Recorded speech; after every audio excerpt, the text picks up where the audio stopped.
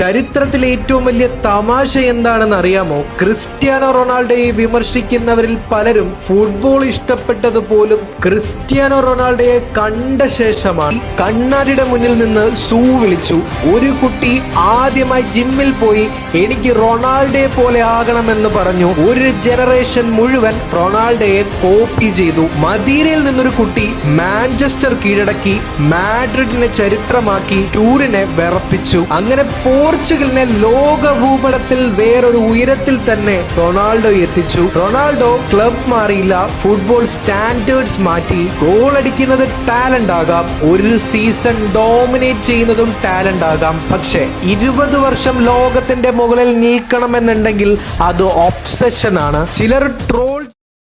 പക്ഷെ ഒരു കാര്യം ഓർക്കണം, രാജാവ് സിംഹാസനം വിട്ടാലും അവൻ രാജാവായിരുന്നു. ചരിത്രത്തിനെ ആർക്കും മായ്ക്കാൻ കഴിയില്ല. ക്രിസ്ത്യാനോ റൊണാൾഡോ ഒരു മനുഷ്യൻ മാത്രമല്ല, റൊണാൾഡോ അവസാന നിമിഷം വരെ പോരാടുന്ന മനോഭാവമാണ്.